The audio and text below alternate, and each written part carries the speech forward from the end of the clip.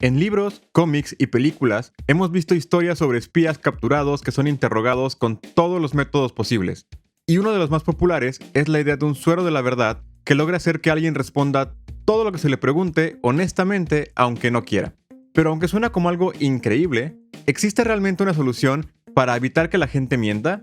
¿Es posible encontrar una droga que obligue a alguien a siempre decir la verdad? Y si existe, ¿qué tan correcto sería usarla? Esto es un dato nuevo sobre el suero de la verdad.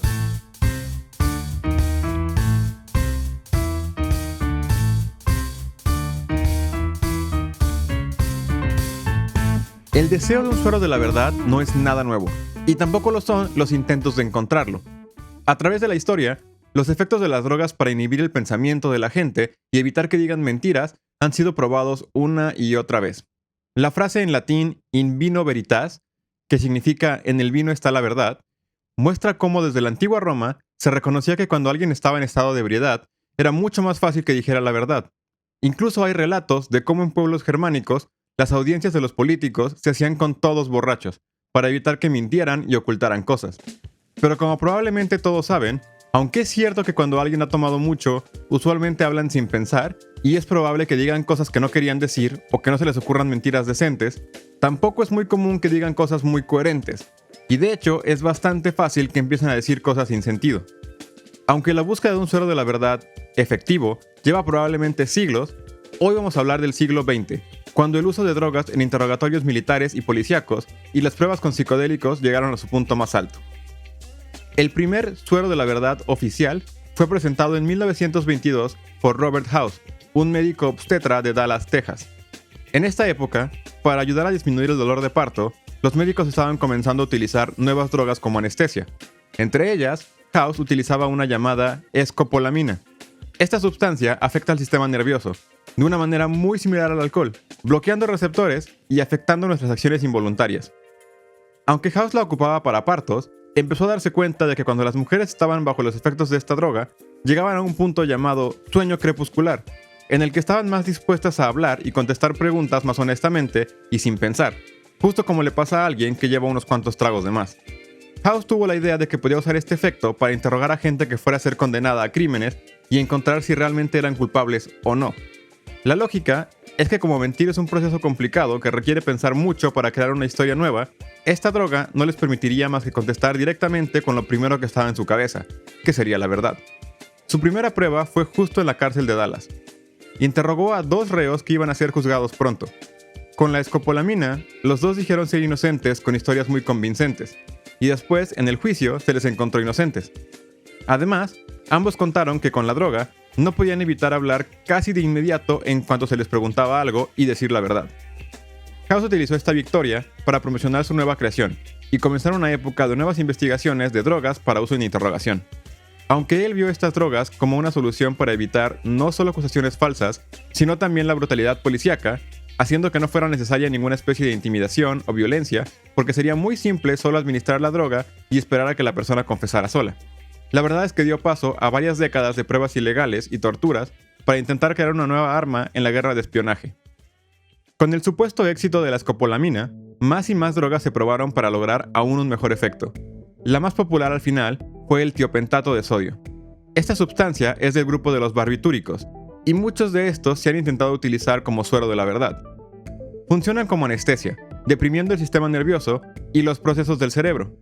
Se empezó a utilizar mucho durante la Segunda Guerra Mundial para calmar soldados que hayan sufrido grandes traumas. Con esta droga se relajaban y comenzaban a hablar mucho más abiertamente de todo lo que les había pasado y todo lo que habían visto. Incluso cuando antes estaban en estado de shock y no podían recordar absolutamente nada o hablar. La idea era que al recordar y poder hablar de lo que había pasado, los médicos y psicólogos podían ayudarlos a superar el trauma. Pero no pasó mucho tiempo para que empezaran a intentar usarlo también para perjudicar a la gente. Se empezó a probar su uso en prisioneros de guerra para interrogarlos y tratar de que confesaran todos los planes enemigos. Su uso siguió especialmente durante la Guerra Fría, cuando el espionaje militar estaba en su punto más alto. El ejército estadounidense lo usaba para intentar hacer confesar a quienes pensaban que eran agentes soviéticos o comunistas, y además hacerlos delatar a otros posibles agentes encubiertos. Pero aunque estas sustancias sí hacían que la gente entrara en un estado en el que hablaban más y tenían menos habilidad para poder pensar en mentiras, la realidad es que Tal como con el alcohol, no hay forma de saber si la persona está realmente diciendo la verdad, inventando cosas sin sentido o simplemente accediendo a todo lo que se le diga. Además, los efectos secundarios eran potencialmente letales. Para seguir presionando en las interrogaciones, se daban cada vez más grandes dosis, y si era demasiado alta, podían pasar la etapa de interrogación y estar completamente drogados, quedarse dormidos, carcajearse de todo lo que se les dijera o entrar en estados de pánico. Y si aún así se les daba una dosis aún más alta, estas drogas son letales. De hecho, el tiopentato de sodio es utilizado dentro de la receta de la inyección letal. Las investigaciones del suero de la verdad siguieron buscando la droga perfecta para interrogaciones militares y policíacas. El ejército estadounidense probó con todo tipo de drogas, incluyendo marihuana y probablemente la más polémica, LSD. El proyecto MK Ultra, que no se descubrió públicamente hasta décadas después de haberse llevado a cabo, es uno de los proyectos militares más polémicos en la historia de Estados Unidos. Durante décadas, la CIA llevó a cabo experimentos de control mental para interrogaciones, tortura psicológica y control de soldados en guerra, probando diferentes drogas, sustancias e incluso hipnosis para controlar a la gente. Lo más increíble de estas operaciones es que muchos de los experimentos se hicieron de forma completamente ilegal, en civiles que no tenían ni idea de que se les estaba drogando o incluso que eran parte de algún experimento. Varios de ellos murieron por las drogas administradas y muchos otros sufrieron efectos secundarios por años, o incluso murieron por alguno de ellos. El caso más conocido es el del Dr. Frank Olson, un científico de la CIA que fue drogado con LSD sin que él lo supiera. Olson empezó a desarrollar síntomas de esquizofrenia y paranoia, probablemente porque no sabía lo que le estaba pasando, e irónicamente, cuando fue a Nueva York para ser tratado, se acabó suicidando.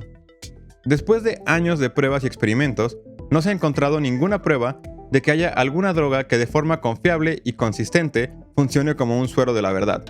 Aunque haya inhibidores del sistema cognitivo, es imposible saber si la persona drogada está efectivamente diciendo la verdad. Tal como con otros métodos, como las pruebas con detector de mentiras, la persona interrogada puede estar sugestionada por muchos otros factores, como nervios y miedo, o estar muy bien entrenada para no confesar la verdad, o simplemente de verdad creer que algo que es falso es cierto. Todos estos métodos se han probado una y otra vez como ineficientes. No solo es ineficiente, sino que además puede tener pésimos efectos secundarios en las personas, tanto psicológicos como físicos o incluso la muerte.